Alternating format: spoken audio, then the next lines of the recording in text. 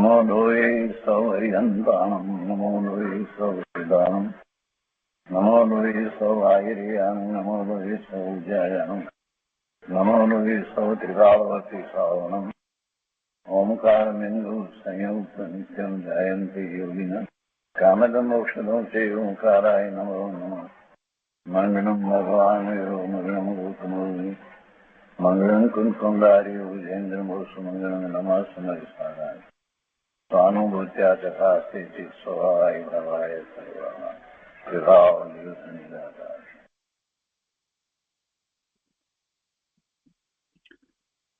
સ્વામી કાર્તિકેય અનુપ્રેક્ષા શુભચંદ્રાચાર્ય ભગવાનની ટીકા અને પંડિત જયચંદજી છાબડાના ભાવાર્થ ટીકા સહિત આપણે સ્વામી કાર્તિકેય અનુપ્રેક્ષાનો સ્વાધ્યાય કરી રહ્યા છીએ. એમાંથી પૂજ્ય ગુરુદેવ કાંજી સ્વામી આપણને ઘણું અધ્યાત્મ સમજાવી રહ્યા છે. સ્વામી કાર્તિકેય અનુપ્રેક્ષાના સ્વાધ્યાયમાં અત્યારે ગાથા 311 312 નો સ્વાધ્યાય ચાલે છે. 11 ભાવનાઓ નો સ્વાધ્યાય પૂરો કર્યા પછીથી આ ધર્મ ભાવના 12મી અનુપ્રેક્ષા એની શરૂઆત આપણે કરી છે. અને એમાં પહેલા સમ્યક દર્શનની વાત આચાર્ય ભગવાને કરી અને તે પછીથી અહીંયા જે આગમની અંદર જે વિધાનો જે કથનો જે કરવામાં આવ્યા હોય છે એને કેવી રીતે સમજવા જોઈએ જેથી કોઈ વિરોધાભાસ થાય નહીં, તો એ માટે અનેક અંકની વાત અહીંયા ગાથા 311 અને 312 કરી. અને એની ઉપર પંડિત જયચંદજી છાબડાએ વિસ્તારપૂર્વક ભાવાર્થ દ્વારા સમજ આપી. અને આજે એ ભાવાર્થની શરૂઆત આપણે કરીએ છીએ, એટલે કે પૂજ્ય ગુરુદેવ કાંજી સ્વામી એ ભાવાર્થને સમજાવે છે તે આપણે લઈએ છીએ.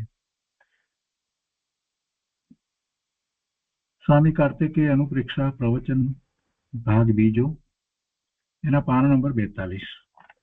અહીંયા ગુરુદેવ કહે છે કે અહીં સમ્યક દર્શન કેવી રીતે જાણી શકાય એવા તત્વાર શ્રદ્ધાનને કહે છે. જીવ અજીવ આદિ 9 પ્રકારના પદાર્થોને શ્રુત જ્ઞાન પ્રમાણથી અને તેના ભેદ જે નય તેના વડે પોતાના આદર યત્ન ઉદ્યમથી માને શ્રદ્ધાન કરે તે શુદ્ધ સમ્યક દ્રષ્ટિ છે. આ મૂળ ગાથાની અંદર વાત આવી એને અહીંયા લેવામાં આવી છે કે સમ્યક દર્શન ક્યારે કહેવાય, સમ્યક જ્ઞાન હોય તો, અને સમ્યક જ્ઞાન કેવી રીતે હોય. આ જીવ અજીવાદી 9 પ્રકારના પદાર્થોને શ્રુત જ્ઞાન પ્રમાણથી અને તેના ભેદ જે નય તેનાથી પોતાના આદર યત્ન ઉદ્યમથી માને શ્રદ્ધાન કરે તે શુદ્ધ સમ્યક દૃષ્ટિ છે. આ વાત આચાર્ય ભગવાને કરી અને એ જ વાત પહેલા તો ગુરુદેવ આપણને સમજાવી રહ્યા છે કે ભાઈ પહેલા તો તું આ જે કઈ કરી રહ્યો છે સમ્યક દર્શનની વાત કરી રહ્યો છે, પણ સમ્યક દર્શન એટલે જો પહેલા શબ્દમાં કહીએ તો સાચું શ્રદ્ધાન.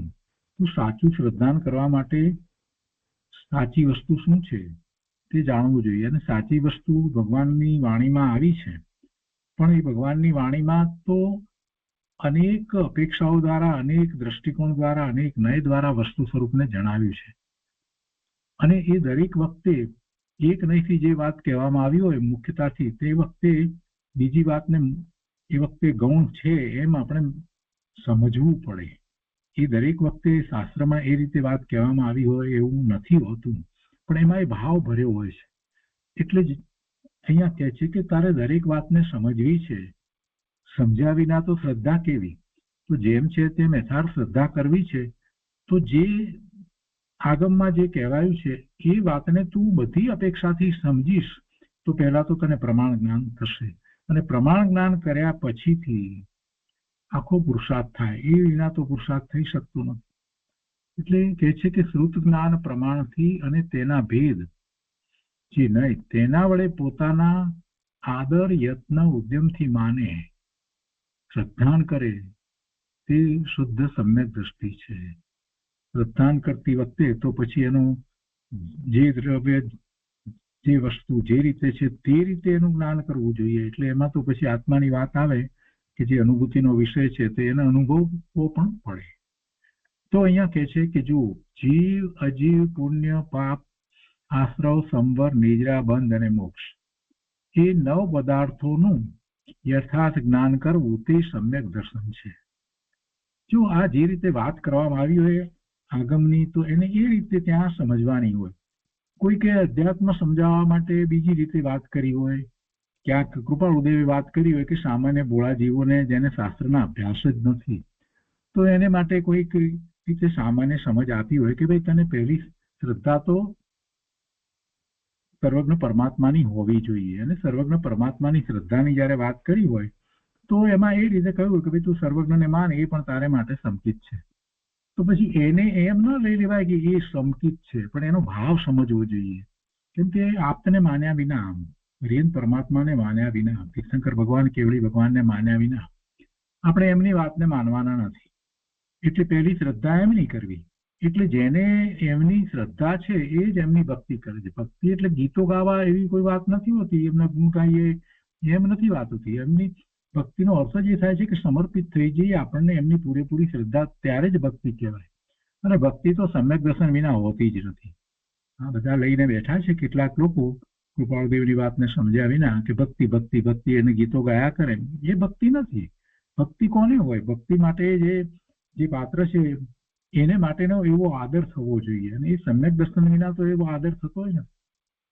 ભગવાને શું પ્રાપ્ત કર્યું છે એની ખબર કેવી રીતે પડે? પોતાને આત્માનો અનુભવ થાય, અંદરમાંથી આનંદની અનુભૂતિ થાય ત્યારે ખબર પડે કે આપણને તો ક્ષણ માટે આનંદની અનુભૂતિ થાય છે. આવો ભગવાન આત્મા છે. ત્યારે દિનેશ્વર ભગવાને તો એ વાતને પૂર્ણપણે પ્રાપ્ત કરી લીધી છે, પોતાના સ્વરૂપમાં સ્થિરતા કરી છે. એટલે એમના પ્રત્યે અહોભાવ આવે, ભક્તિનો ભાવ આવે, આદરનો ભાવ આવે, સ્તુતિનો ભાવ આવે, અને એમની બધી જ વાતને આપણે સ્વીકારીએ એ ભક્તિ કહેવાય. હવે એ બધું જે કહેવામાં આવે સામાન્ય જીવને સમજાવવા માટે કહેવામાં આવે, પણ એનો અર્થ એવો નથી કે સમ્યક દર્શનનું જે સાચું સ્વરૂપ આગમમાં સમજાવવામાં આવ્યું છે એ બરાબર નથી, કે એવો કોઈ અર્થ નથી થતો. કૃપાળુદેવે કહ્યું છે, કૃપાળુદેવે કર્યું છે, પણ ભાઈ તું કૃપાળુદેવે તો જે વાત કરી છે એ કોઈ વ્યક્તિ માટે કરી છે, અને એ વાત જે કહેવામાં આવી છે એ એમની નોંધ રૂપે છે. અને એમણે પોતે કેટલા 20 શાસ્ત્રોનો અભ્યાસ કરવાની તો વાત કરી છે. બધા શાસ્ત્રોનો અભ્યાસ કરી અને એ મૂળ વાત કરી છે. કોઈ વ્યક્તિ ખૂબ શાસ્ત્રોનો અભ્યાસ કરી અને સામાન્યને જેને સમજણ નથી પડતી એને સમજાવવા માટે પોતાની જે નોટમાં પોતે ખાસ વાત ઉતારી હોય એ આપે, એટલે પછી પેલા શાસ્ત્રોની જરૂર જ નથી એવો અર્થ નથી થતો.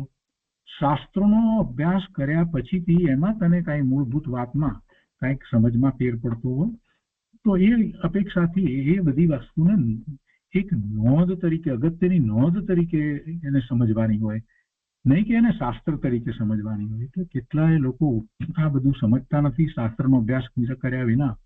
માત્ર કૃપાળુદેવે આમ કહ્યું છે, કૃપાળુદેવે આમ કહ્યું છે, પણ એનો અર્થ તો ભાઈ તમે સમજતા નથી. કૃપાળુદેવને તો બધા શાસ્ત્રોનો અભ્યાસ હતો, અને એ વાત માટે એમના છેલ્લા વર્ષો જે છે 30 વર્ષ પછીના બધા વર્ષોમાં જોઈએ તો કેટલા બધા શાસ્ત્રોની જ વાત કરી છે. અને ત્યાં પછી એમને જે શબ્દ પ્રયોગ કર્યા છે ત્યાં એમને અરિહંત, તીર્થંકર વગેરે શબ્દ પ્રયોગ કર્યા છે. એ પહેલા શરૂઆતની અંદર એમણે સત્પુરુષ એમ લીધું છે. એટલે એ ઉપરથી આપણને ખ્યાલ આવે કે પછીથી એમની જે દ્રષ્ટિ હતી ત્યાં તો બધી શાસ્ત્રની જ વાત હતી, અને કેટલા બધા શાસ્ત્રો એમણે મંગાવ્યા, વાંચ્યા, બધી વાત હતી. તો એ વસ્તુનો વિચાર કરવો જોઈએ. 30મા વર્ષથી શરૂ કરી અને જે છેલ્લે સુધીમાં જે છે પત્રો, નાના પત્ર છે, એ નાના નથી. એની અંદર જે શાસ્ત્રની અમુક વાત લીધી છે એને શાસ્ત્ર અપેક્ષાએ લીધી છે. તો એમ વસ્તુ સ્વરૂપને સમજવાનો પ્રયત્ન કરવો જોઈએ. આપણે તો એનો ઘણો અભ્યાસ કર્યો છે, પણ અહીંયા આ વાત નીકળી, સમ્યક દર્શનની વ્યાખ્યાની વાત નીકળી, એટલે અહીંયા આચાર્ય ભગવાને કહ્યું કે ભાઈ તારે શ્રદ્ધા કરવાની છે. અને શ્રદ્ધા કેવી રીતે કરવાની છે? આદર, એક શબ્દ મૂક્યો છે ને, પોતાના આદર અને યત્ન ઉદ્યમથી કોની પહેલી શ્રદ્ધા કરવાની છે?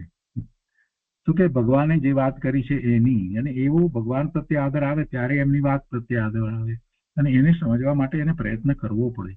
કેમ કે ભગવાનની વાણી તો અનેકાંતમય છે, ત્યાદવાદ મુદ્રિત વાણી છે, પણ એને ત્યાદવાદની જ ખબર ન હોય, અનેકાંત શું હોય એ જ ખબર ન હોય. એટલે પછી આ શાસ્ત્રની વાતને મૂકી અને પછી કોઈકે પોતાની નોંધ તરીકે કાંઈક વાત કરી હોય એને જે માનીને ચાલે તો કેવી રીતે વાત બનશે? અભ્યાસ કરીએ છીએ આપણે, યુનિવર્સિટીના અભ્યાસ કરીએ, બધા કરીએ, ત્યારે કાંઈ કોઈક આપણી આગળ કોઈ બીજા વિદ્યાર્થી, હોશિયાર વિદ્યાર્થીની નોટ જ એકલી વાંચીએ છીએ એમ કરીએ છીએ કે મૂળ પુસ્તક વાંચીએ છીએ, ટેક્સ્ટ બુક વાંચીએ છીએ? જરાક તો સમજવું જોઈએ.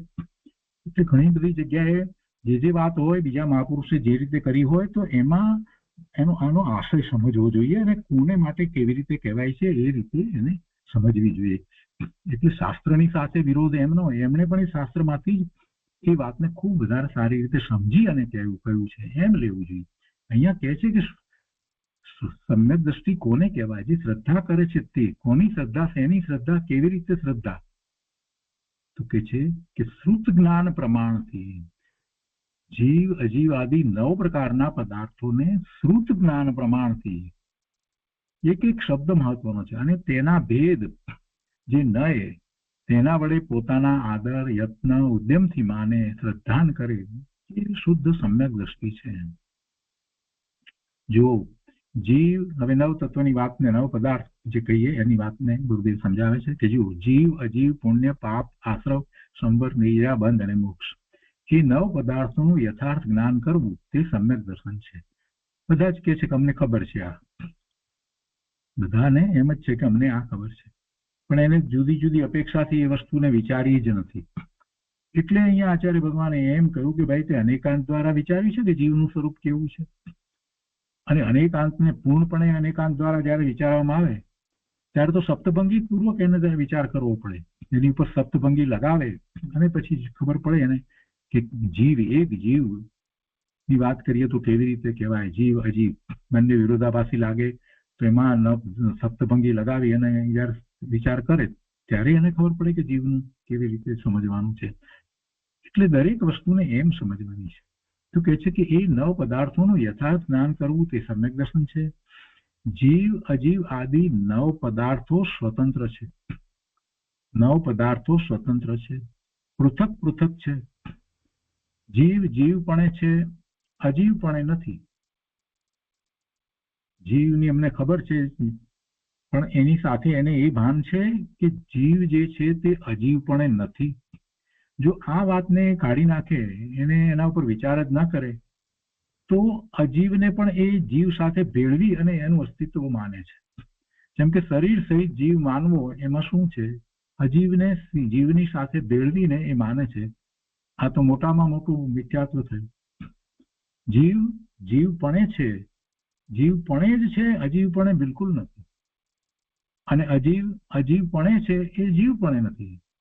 એટલે શરીરમાં ચેતના છે એમ કેવું એ મોટું મિથ્યાત્વ છે. શરીર અજીવ છે તો એ અજીવ જ હોય, એમાં ચેતના હોય જ નહીં.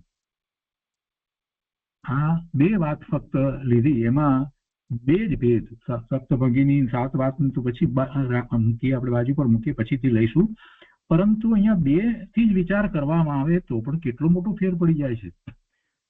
જેની માન્યતા આ શરીર સહિત જ પોતાના અસ્તિત્વને જે માની રહ્યો છે એને સમજાઈ જાય છે કે શરીર ક્યારેય ચેતન હતું નહીં, થાય નહીં, 3 કાળમાં બને નહીં. અને જીવ શરીર સહિત હોય જ નહીં, ક્યારેય હોય નહીં. એવી રીતે કર્મ સહિત પણ જીવ હોય જ નહીં. કર્મ અને જીવ 2 જુદા તો જુદા જ, કર્મપણે જ હોય. આ વાતનો ખૂબ એને વિચાર થઈ જાય અને ભેદ જ્ઞાન થાય. આ બધાથી હું જુદો ને હું શું લઈને બેઠો છું એ વાતનો એને વિચાર આવે. હા, 12 અંગ અને 14 પૂર્વની રચના જે થઈ છે એ અમસ્તી નથી થઈ, એ અમસ્તી થઈ છે. એટલું મોટું બધું જ્ઞાન, અગાધ જ્ઞાનની રચના થઈ છે તો અમસ્તી નથી થઈ. ભગવાનની વાણીમાંથી આવેલું પરમ સત્ય શંકર ભગવાને એની રચના કરી, કઈ અમસ્તી નથી થઈ. અહીંયા કે છે કે સંવરપણે છે, આશ્રવાદીપણે નથી. જો સંવરથી વિરુદ્ધ આશ્રવ છે, આશ્રવનું રોકાવું એને આપણે સંવર કહીએ છીએ. પણ છતાં જરાક વધારે વિચાર કરીએ તો સંવરપણે છે, આશ્રવ આદિપણે નથી. શુભ ભાવ જે છે એને ધર્મ માનીએ તો શું થાય? આમ થાય ને, જે આશ્રવ છે એને આપણે ધર્મનું કારણ માન્યું. ધર્મ તો શું છે? ધર્મ તો જે મુક્તિનું કારણ છે તે ધર્મ છે. એટલે સંવર છે જેને કારણે આશ્રવ રોકાય છે એને ધર્મ કહીએ, કે નિજરા છે જેને કારણે શુદ્ધિની વૃદ્ધિ થાય છે એને ધર્મ કહીએ, મોક્ષને ધર્મ કહીએ. પણ આશ્રવ એ ધર્મ નથી. આશ્રવ પણ જ છે. આશ્રવ ભલે ને શુભ આશ્રવ હોય તો પણ શું છે, છેવટે તો એ બંધનું જ કારણ છે. આ ભેદ જે બેની વચ્ચેનો જે છે એને સમજવું જોઈએ. જયારે આ વસ્તુ સંબરપણે છે ત્યારે સાથે સમજી લેવાનું ત્યાં આશ્રવ નથી અને આશ્રવની અંદર સંબર નથી. નિજરાપણે છે. એ જ રીતે દરેક જે તત્વ, દરેક પદાર્થ છે પોતાપણે છે, પરપણે નથી. અને બેને ભેગા કરી નાખવામાં આવે તો નવ રહેતા નથી. એટલે કોઈને પણ એકને લઈએ ત્યારે એ બીજા 8 પણ નથી. નિજરાપણે છે પણ બીજા 8 જે કયા એ પ્રમાણપણે નથી. જીવ જે છે તે જીવપણે છે પણ અજીવપણે નથી. અને આ બીજું બધું જે કહેવામાં આવ્યું પણ નથી.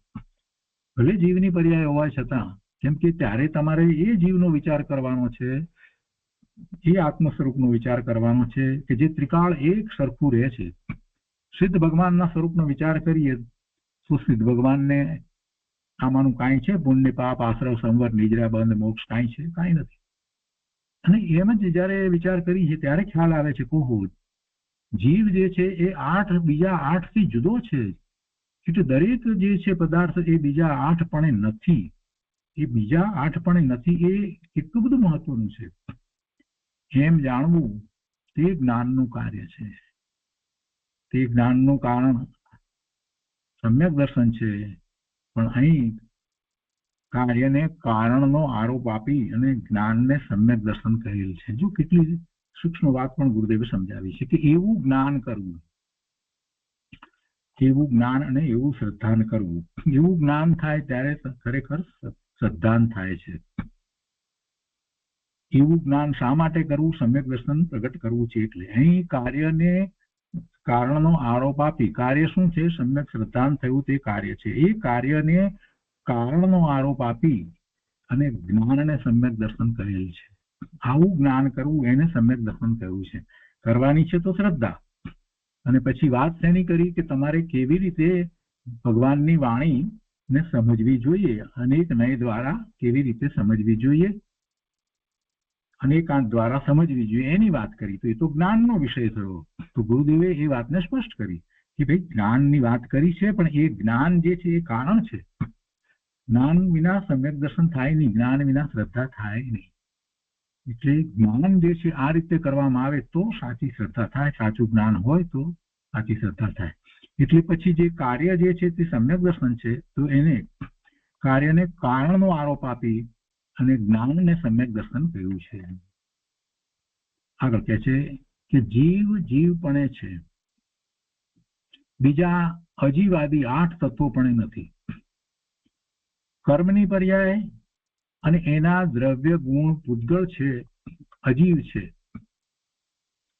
કર્મની પર્યાય અને એના દ્રવ્ય ગુણ. શેના દ્રવ્ય ગુણ? કર્મની વાત છે. તો કર્મ એ પૂતગળનો સ્કંદ છે ને, કર્મ અને રજકણોનો સ્કંદ જે છે, તો એ દ્રવ્ય શું છે? પૂતગળ દ્રવ્ય છે.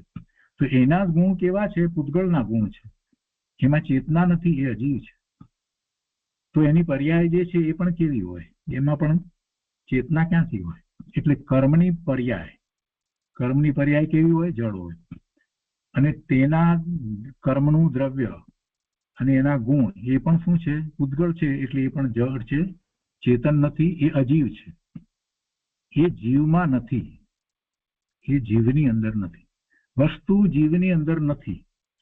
કોઈને થાય કે આ બધું આટલું બધું અમારે જાણીને શું કામ છે? ભાઈ સમજ તો ખરો. પ્રભુ કર્મથી બધું થાય, કર્મ જેમ કરાવે તેમ કરીએ. આ જે લઈને બેઠો છે ને પરાધીન દ્રષ્ટિ, એ પરાધીન દ્રષ્ટિ છોડવા માટે વાત કરે છે કે કર્મ જે છે એ આત્માથી તદ્દન ભિન્ન છે. એ અજીવ છે, અચેતન છે, જળ છે. એ જળ છે, એ રજકણો છે. અને આ ચેતન ભગવાન આત્મા છે. તો એ રજકણો આ આત્માની અંદર કાંઈ કરતા નથી એમ બતાવવું છે. કર્મની પર્યાય અને કર્મનું દ્રવ્ય એટલે પૂતગળ અને એના પૂતગળના ગુણો એ બધું અજીવ છે. એ જીવની અંદર નથી. જીવની અંદર એની અસ્થિ નથી, એનું હોવા પણ જીવની અંદર નથી. અને એટલે જ એ જીવની અંદર કાંઈ કરી શકતા નથી. કેટલી મોટી વાત સમજાવી દીધી ગુરુદેવે. એ જીવની અંદર કેવી રીતે ફેરફાર કરે? જે જીવની અંદર પહોંચતા નથી, જીવના ગુણ નથી, અને જીવના પ્રદેશની અંદર પહોંચી જતા નથી, એની અંદર એકરૂપ થતા નથી, એનાથી જુદા ભિન્ન રહે છે. સમય સમયે એ ખરતા જાય છે, નવા આવતા જાય છે. તો એની અંદર શું કરે? એવા ચેતન ભગવાન આત્માની અંદર કરે શું? કાંઈ કરી શકે નહીં. એ જીવની અંદર નથી, જીવમાં નથી. આ તો મોટામાં મોટું સત્ય છે.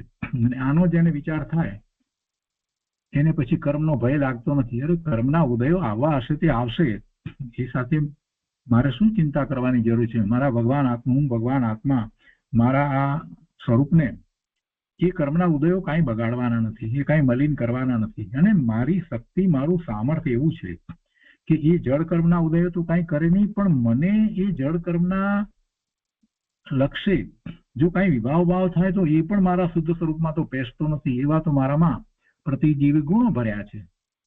તો પછી આ જળ કર્મો એ તો આવશે ઉદયમાં. પૂર્વે જેવા ભાવ કર્યા હતા એવા બંધાયા છે, તો એ એના કારણે આવશે, ઉદયમાં આવશે અને ખરી જશે. મારે શું ચિંતા કરવાની જરૂર છે? હું ભગવાન આત્મા સિદ્ધ સમાન શુદ્ધ પૂર્ણ પવિત્ર છું. આખી વાત આમાંથી તો આપણને મળી જાય છે. અહીંયા કહે છે કે પુણ્ય પાપ આદિ આશ્રવ તત્વમાં સંવર તત્વ નથી. પુણ્ય પાપ આદિ આશ્રવ તત્વ છે, એમાં સંવર તત્વ નથી. એમ અનેકાંત છે. અને વાણીમાં પણ એવો અનેકાંતમય વ્યવહાર હોય છે.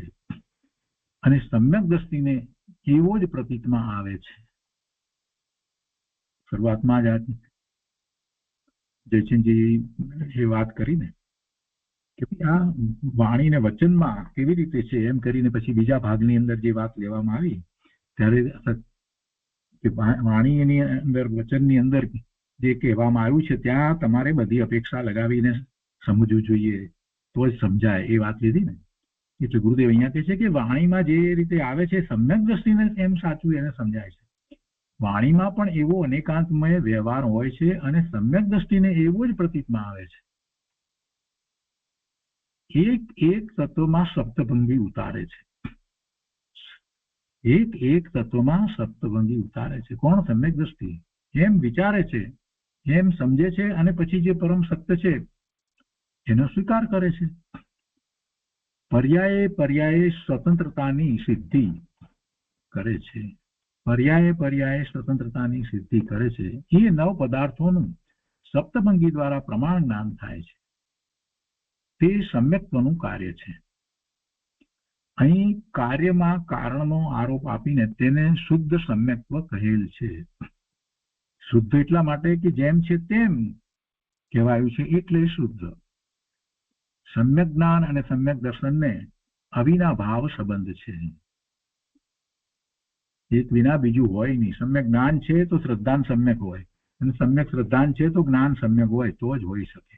એટલે સમ્યક જ્ઞાન અને સમ્યક દર્શનને અવિના ભાવ સંબંધ છે.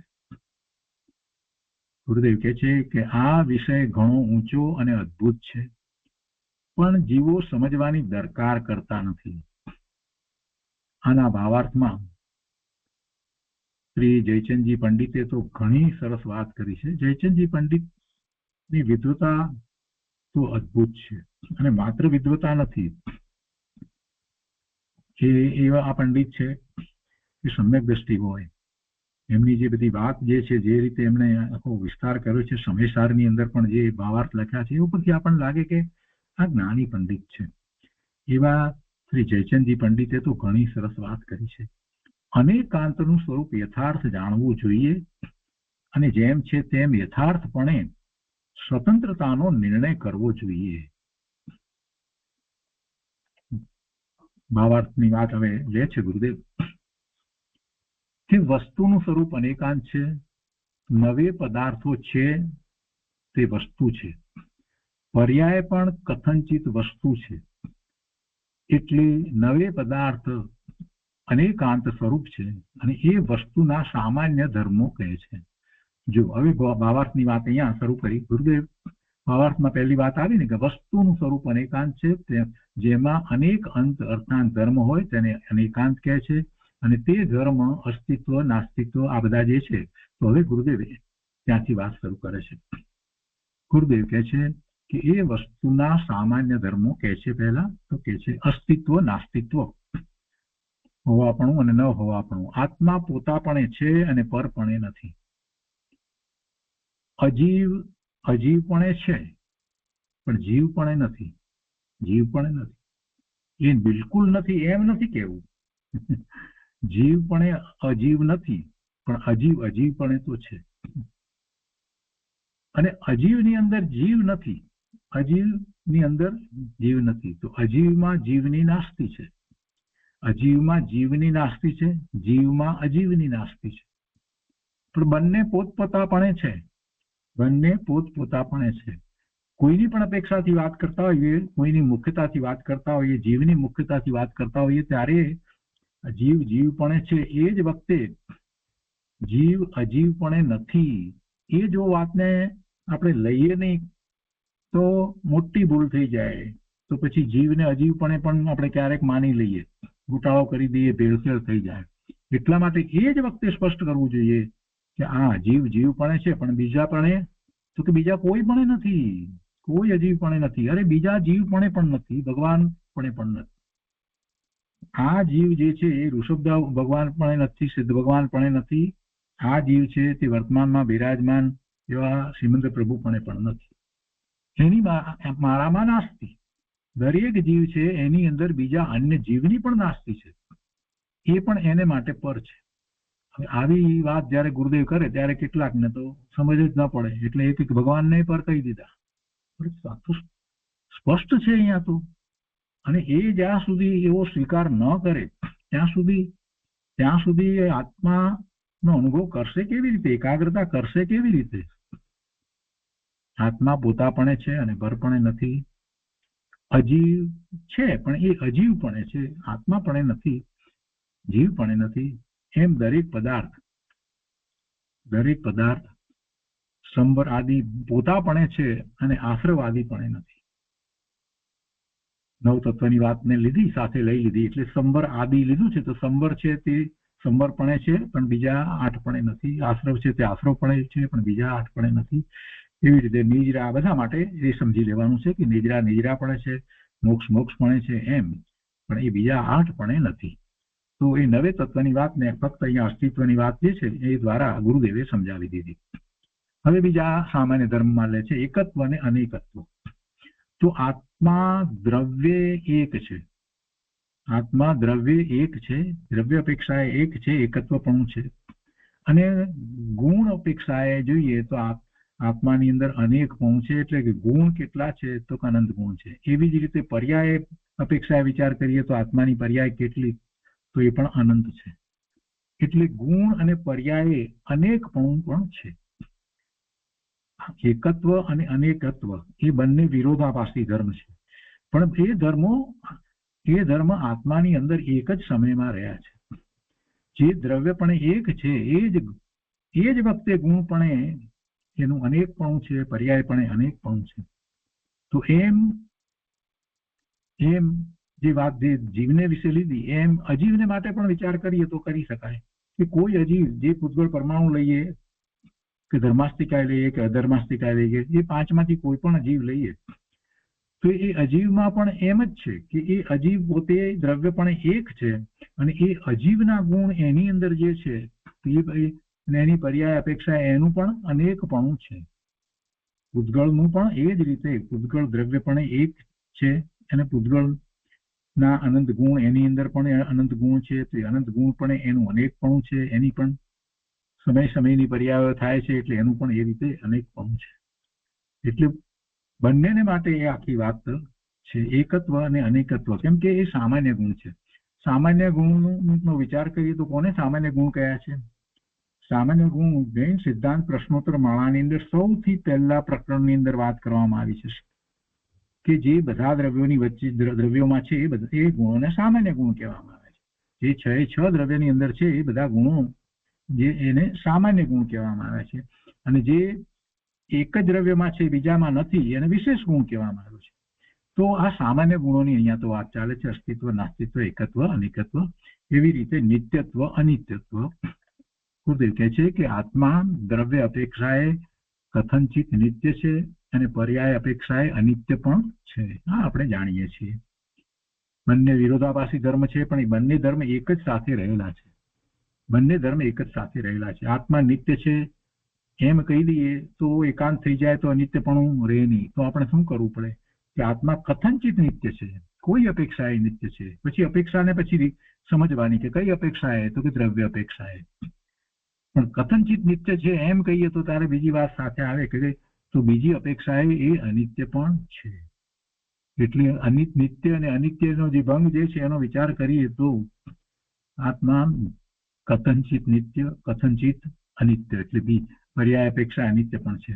પણ બંને ધર્મ એક સાથે રહેલા છે, પણ છતાં કહેવાય છે કઈ રીતે? ક્રમે કહેવાય છે. ક્રમે નિત્ય અનિત્ય એ ક્રમે કહેવાય છે, એક સાથે કહી શકાતું નથી. એ ત્રીજો ભંગ થયો. એક સાથે કહી શકાતું નથી, એક જ સમયમાં કહેવાતું નથી.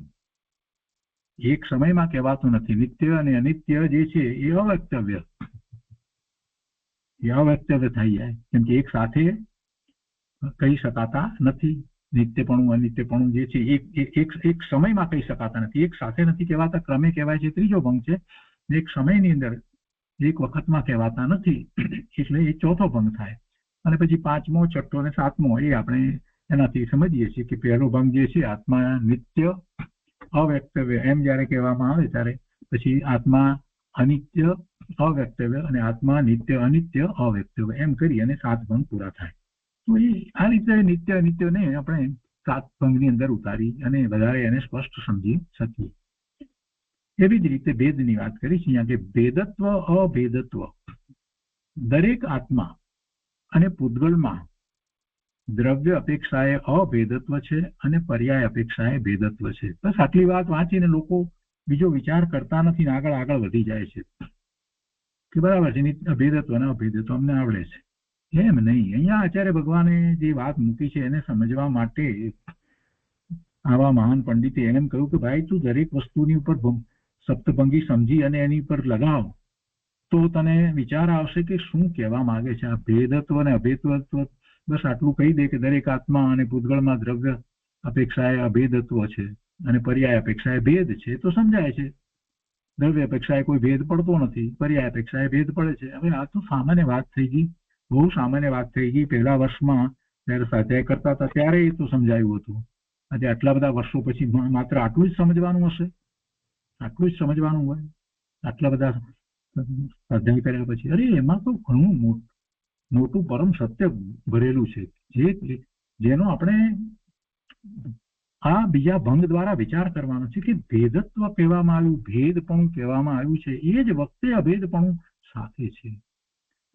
ભેદ ને કાઢી નાખવામાં નથી આવ્યું અને ભેદ કહેવામાં આવ્યો છે અને અભેદપણું પણ કહેવામાં આવ્યું છે. તો અભેદપણું જે છે એવું અભેદપણું હોવા છતાં હું વારંવાર ભેદને જ કેમ યાદ કર્યા કરું છું? અનંત ગુણનો પિંડ ભગવાન આત્મા, અનંત ગુણનો પિંડ ભગવાન આત્મા આ જ લઈને બેઠો છું. વસ્તુ તો અભેદ છે, તો અભેદત્વને તો મેં વિચાર્યું જ નહીં. એ જ વખતે છે, એ જ વખતે અભેદપણું છે, એ જ સમયે છે, એક જ વખતે બંને વસ્તુ છે, કહેવાતી નથી, અવ્યક્તવ છે.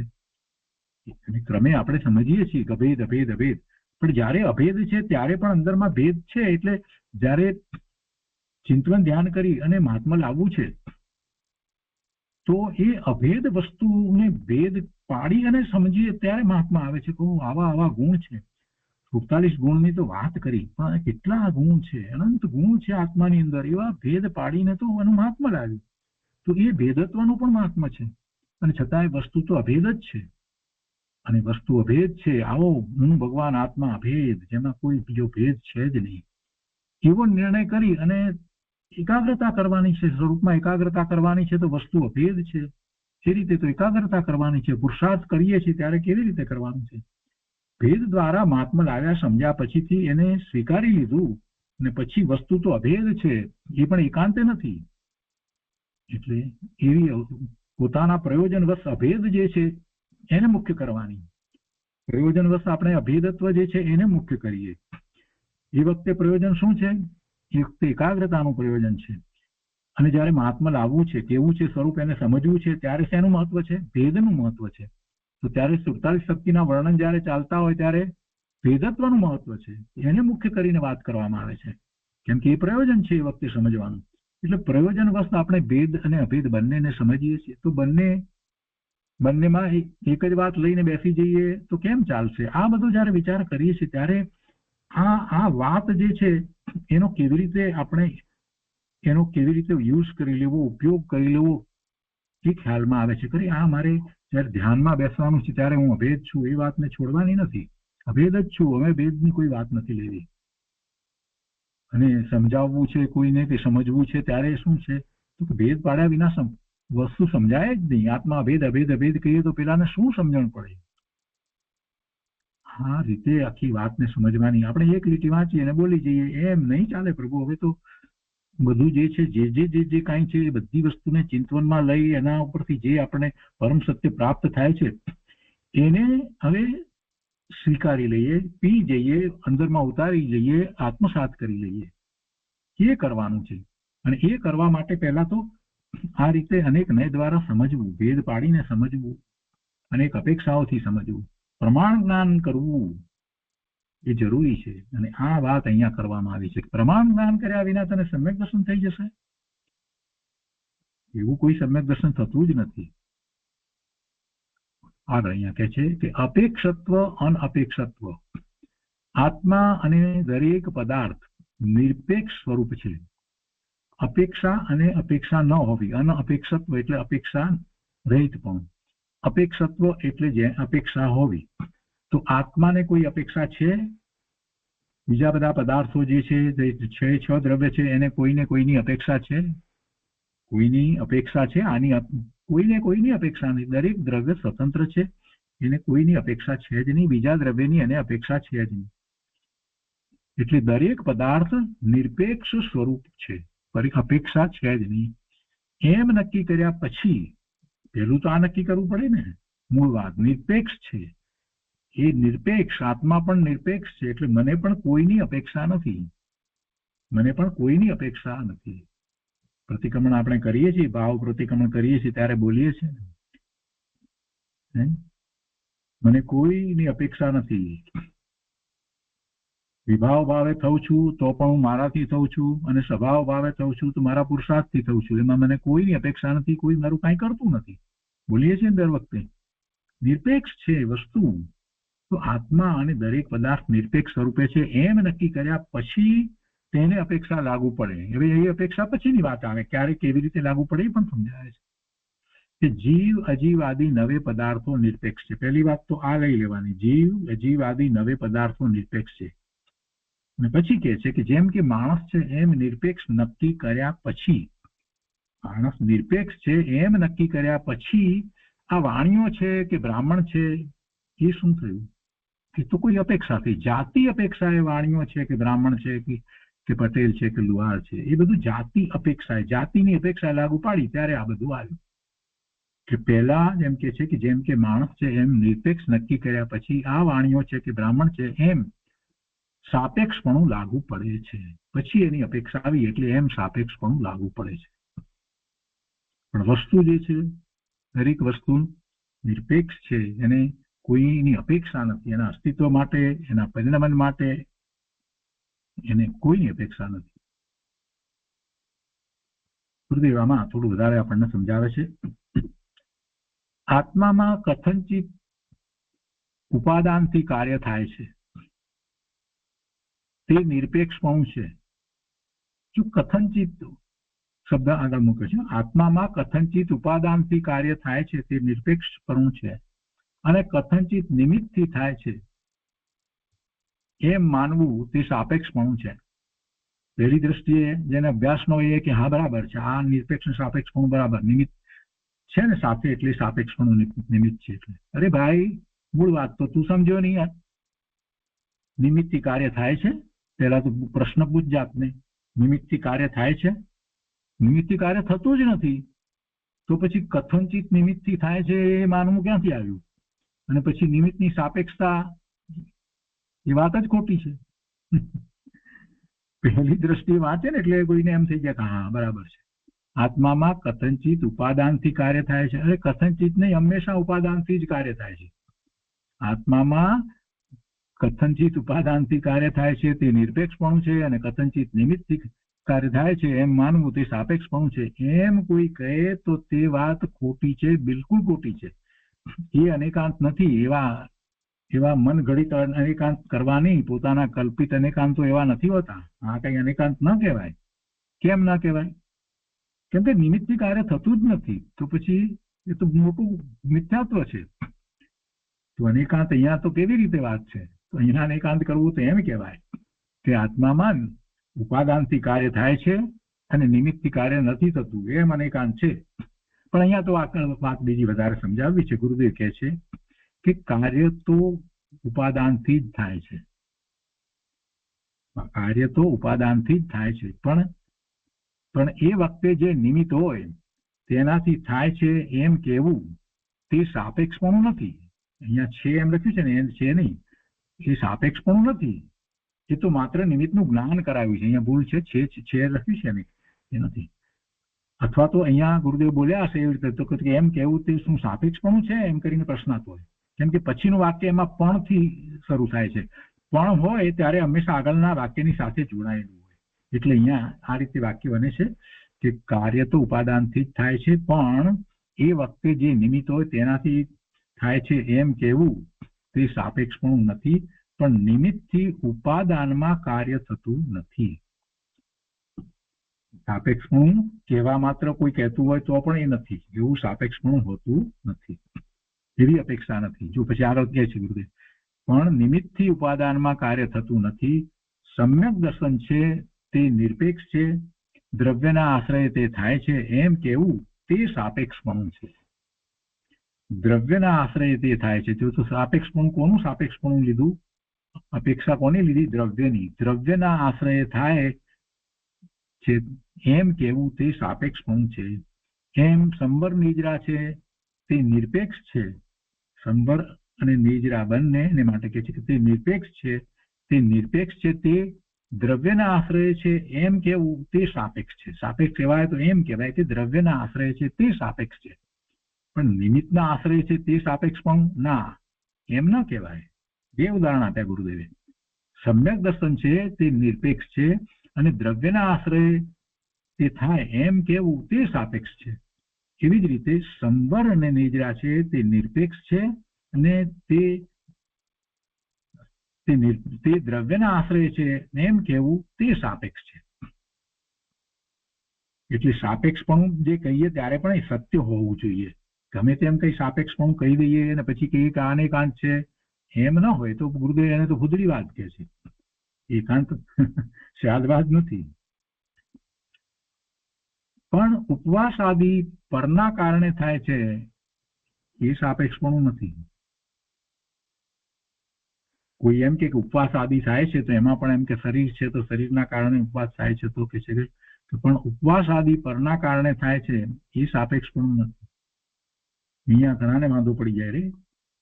ઉપવાસ તો શરીરમાં થાય છે ને ઉપવાસ આદિ અને મારી ઈચ્છાથી થાય છે તો પણ એમ નથી. ઉપવાસ આદિ પરના કારણે થાય છે એ સાપેક્ષપણું નથી. કેવી રીતે થાય છે? તો ઉપવાસ કોણ કરે છે, ક્યાં થાય છે? શરીરનું કાર્ય કરે છે. શરીરની અંદર ખોરાકના રજકણો આવવા કે ના આવવા, એમાં ખોરાકના રજકણો અને શરીર એ બેની વાત છે. એને અને આત્માને કાંઈ સંબંધ નથી. એને આત્માને કાંઈ સંબંધ નથી.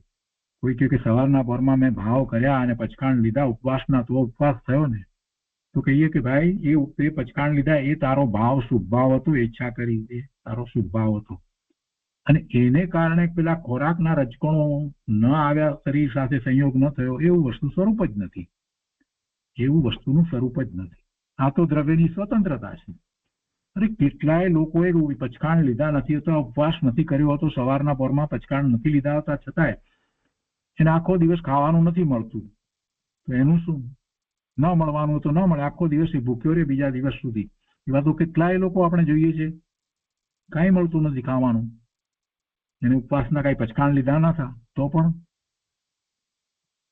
એટલે કોઈ ઈચ્છાથી કાંઈ કાર્ય થાય છે એમ નથી. કેમ કે એ જીવનો ભાવ છે, એ વિભાવ ભાવ છે. એ જીવનો ભાવ છે તે વિભાવ ભાવ છે, ઈચ્છા જે છે તે ચારિત્ર ગુણની અશુદ્ધ પર્યાય છે, એટલે એ તો વિભાવ ભાવ છે. અને અહીંયા શરીરમાં જે થવું એ તો દ્રવ્ય જ જુદું છે, એટલે એવા સાપેક્ષપણા હોતા નથી, એટલે એમ સાપેક્ષપણું નથી. તો એ પ્રમાણે નવે પદાર્થોમાં લઈ લેવું. તો અહીંયા શું સાપેક્ષપણું સ્વીકાર્યું આપણે? બહુ સરસ રીતે ગુરુદેવ સમજાવ્યું કે દ્રવ્યના આશ્રય થાય છે એમ કહેવું તે સાપેક્ષપણું છે. સમ્યક દર્શન છે તે નિરપેક્ષ છે. સમ્યક દર્શન પોતાને પોતાથી થાય છે પણ દ્રવ્યના આશ્રય થાય છે એમ કહેવું તે સાપેક્ષ છે. એવી જ રીતે સંબર નિદ્રા છે તે નિરપેક્ષ છે, એ પર્યાય છે ને, આ બધી પર્યાય છે. તે પર્યાય જે થાય છે તે નિરપેક્ષ છે, છતાં તે દ્રવ્યના આશ્રય થાય છે એમ કેવું તે સાપેક્ષ છે. સંબર પર્યાય છે, નિર્જા પણ પર્યાય છે, સમ્યક દર્શન પણ પર્યાય છે, અને એ પર્યાય જે છે તે થઈ છે તો નિરપેક્ષ. એ વખતે એ પોતાથી જ થઈ છે, એના છટકારકો એના પોતાના છે, એટલે નિરપેક્ષ છે, છતાં દ્રવ્યના આશ્રય છે એમ કેવું તે સાપેક્ષ છે. આ રીતે જ્યાં સુધી સમજવામાં ના આવે ત્યાં સુધી સાચી સમજણ કહેવાય નહીં, સાચી માન્યતા વગર સમ્યક દર્શન થાય નહીં. કેમ કે એના ભાવ પછી બદલાઈ જાય. સાચી માન્યતા ન હોય ને એટલે એ એમ ગમે તે વસ્તુમાં એમ માને કે હું જે માનું છું કરું છું એ બધું બરાબર છે, અને મિથ્યાત્વના પોષણ થાય. એટલા માટે આ બધી વાતને આપણે સમજીએ છીએ. અહીંયા હવે બીજા લે છે, જેમ અપેક્ષત્વ અનપેક્ષત્વ એવી રીતે બીજા લે છે. દેવ સાધત્વ, પૌરુષ સાધત્વ. દૈવ સાધત્વ, દૈવ એટલે નસીબ જે કહીએ છીએ તેને દૈવ કહીએ. હવે એ તો કર્મના ઉદયને કારણે જે છે તે, ને પૌરુષ સાધત્વ એટલે પુરુષાર્થ પૂર્વક કરવામાં આવે. એટલે દૈવ સાધત્વ અને પૌરુષ સાધત્વ આ સામાન્ય ધર્મ છે. તેને સમજ્યા વગર ઘણા લોકો ગડબડ કરે છે. આત્મામાં કર્મના કારણે થાય છે અને પરમાં આત્માના પુરુષાર્થના કારણે થાય છે એમ માને તે મિથ્યા દ્રષ્ટિ છે. શું કે છે? આત્મામાં કર્મના કારણે થાય છે, પોતાની જે દશા થાય છે કર્મના કારણે થાય છે. આત્માની દશા જે થાય છે તે કર્મના કારણે થાય છે. જેવા કર્મ કર્યા હોય, જેવા ઉદયમાં આવે એ પ્રમાણે બધું આત્માની અંદર થાય. તો એ માન્યતા ખોટી છે. એવી જ રીતે પરમાં આત્માના પુરુષાર્થના કારણે થાય છે. એટલે હું ધારું એમ પર દ્રવ્યની અંદર ફેરફાર કરી શકું, ધારું એ પ્રમાણે લખી શકું. કોઈ બહેન હોય એમ કે હું ધારું એ પ્રમાણે રસોઈ કરી શકું, પરના કાર્યો હું કરી શકું. એટલે આત્માના પુરુષાર્થના કારણે પરની અંદર કાર્ય થાય. તો પરમાં આત્માના પુરુષાર્થના કારણે થાય છે, આ વાત પણ ખોટી. આત્મામાં કર્મના કારણે થાય છે એ વાત પણ ખોટી. કર્મમાં રહ્યું ને આત્માના ભાવ જે છે તે કઈ કર્મને કારણે તો થતા નથી. કર્મ જળ એવા ભાવ કરાવતું નથી. એ વખતે આત્માને જેવા ભાવ કરવા હોય એવા કરે. કર્મના ઉદય ને અનુસરીને કરવા હોય તો કરે, અને કર્મના ઉદયને અનુસરીને ન કરે, અને સ્વભાવને અનુસરીને પણ કરવા હોય તો એવા ભાવ કરે. એટલે આત્માની અંદર કર્મના કારણે કંઈ થાય છે એવું વસ્તુ સ્વરૂપ નથી. અને એવી જ રીતે પરનું કરતા પણ આત્માને નથી. પરની અંદર આત્માના પુરુષાર્થને કારણે કાંઈ કાર્ય થાય એવું બને નહીં. કેમ કે આત્માનો પુરુષાર્થ ક્યાં થઈ શકે? આત્માનો પુરુષાર્થ આત્મા સુધી જ સીમિત છે. આત્માની સત્તા અસંખ્ય પ્રદેશી, એમાં જ એનો પુરુષાર્થ છે, એની બહાર એનો પુરુષાર્થ ક્યાંય જતો જ નથી. આ આત્માનો પુરુષાર્થ પોતાને વિશે થાય, અને એના પરિણામ જે છે એ પણ પોતાને વિશે હોય. એ પરિણામ પણ બહાર જતા નથી, અને બહારમાં એ પહોંચીને કાંઈ પુરુષાર્થ કરે ને વસ્તુ સ્વરૂપને બદલી નાખે એવી વાત જ નથી. આ તો સમજવાનું છે. એટલે પહેલી જ વાત ગુરુદેવે શું કરી કે આમાં બહુ બધાને ગડબડ છે. લોકો સમજ્યા વગર બધા કેટલી બધી માન્યતાઓ, ખોટી માન્યતાઓ લઈને બેઠા છે, અને પછી કહે છે કે અમને સમ્યક દર્શન છે, અમારી શ્રદ્ધા સાચી છે. ભાઈ આમાં શ્રદ્ધા ક્યાં સાચી છે? 6 દ્રવ્યની સ્વતંત્રતા, એના પરિણમનની સ્વતંત્રતા, એના સંબંધીના વિચારો કલાકો સુધી ખૂબ કરવાની જરૂર છે. જ્યારે ત્યારે જે સબ્જેક્ટ આવ્યો એ વખતે તરત જ એના ઉપર ઉતરી જવું જોઈએ, તો જ એ વાત બરાબર બેસે, ગળ બેસી જાય. અને પછી નાના નાના વિષયો જે છે એની અંદર પણ એ વખતે એને કાંઈ બીજું લાગે નહીં, જુદું લાગે નહીં. એટલે એ વિચલિત ન થાય. આ જીવ વિચલિત કેમ થાય છે? કોઈ કંઈક બોલે છે તો કેમ વિચલિત થાય છે? કેમ કે એને સ્વીકાર્યું જ નથી. એટલે પરને કારણે પોતાનું કંઈક બગડવાનું છે કે સુધરવાનું છે એ માન્યતા હજી પકડીને બેઠો હોય ત્યાં સુધી એ વિચલિત જ થવાનો છે. એ સ્થિર થવાનો જ નથી. અડગ થઈને ઉભા રહેવાનું છે કે પરથી મારું કાંઈ કાર્ય થવાનું નથી, થશે નહીં, હું ભગવાન આત્મા આ રહ્યો, એમ તો દ્રઢતા કરવાની છે. એટલું તો આ બધી વાત ગુરુદેવ સમજાવે છે આપણને. શું કહ્યું? આત્મામાં કર્મના કારણે થાય છે અને પરમાં આત્માના પુરુષાર્થના કારણે થાય છે એમ માને તે મિથ્યા દ્રષ્ટિ છે, મૂળ છે. પૈસો આદિ જે સંયોગો મળે છે તે તો વસ્તુની પોતાની યોગ્યતાથી આવે છે. પૈસો મળે છે તો એ વસ્તુની પોતાની યોગ્યતાથી આવે છે અને એમાં પૂર્વના કર્મ અને આત્માનો વિકલ્પ નિમિત્ત માત્ર છે. જો પૂર્વના કર્મ પણ નિમિત્ત માત્ર છે.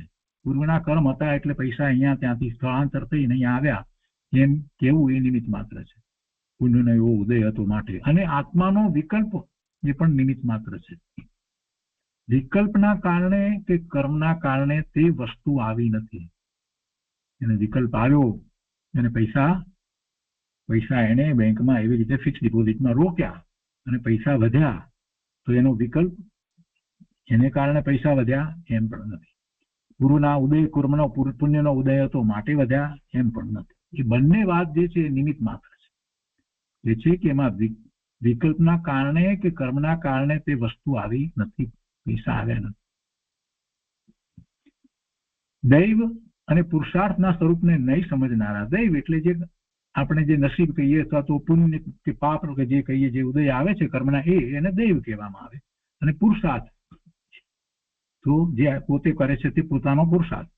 તો પુરુષાર્થ તો પોતાને વિશે જ પહોંચે, પોતાને વિશે થાય, એનું ફળ પણ પોતાને જ પ્રાપ્ત થાય. આટલી વાત જો પકડાઈ હોય ને તો બધી વાત જે ગમે તેટલી વાત આવે તો પણ એને કાંઈ ચિંતા કરવાની જરૂર ન રહે જીવને. મારો પુરુષાર્થ મારા વિશે થાય, એ પુરુષાર્થના ફળ મને પ્રાપ્ત થાય, બીજાને પ્રાપ્ત ન થાય. અને બીજાની અંદર હું પુરુષાર્થ કરી શકું નહીં, બીજો મારી અંદર પુરુષાર્થ કરી શકે નહીં. આખી વાત આટલી જ પકડવાની છે. આમાં દ્રઢ થઈ જાય તો ગમે તેવા વચનો બીજા કોઈના પણ હોય, 1 કલાક કોઈ ભાષણ આપે તો પણ એને કઈ ચિંતા હોય નહીં. એ બધું નકામું છે. બહારની વાત બહારમાં રહી, અમારે ને એને કાંઈ સંબંધ નથી, અમે ભગવાન આત્મા આ બેઠા, એમ દ્રઢતા કરી અને સ્વરૂપનું લક્ષ્ય કરી શકે. નહીં તો બીજાની વાતમાં આવી જાય.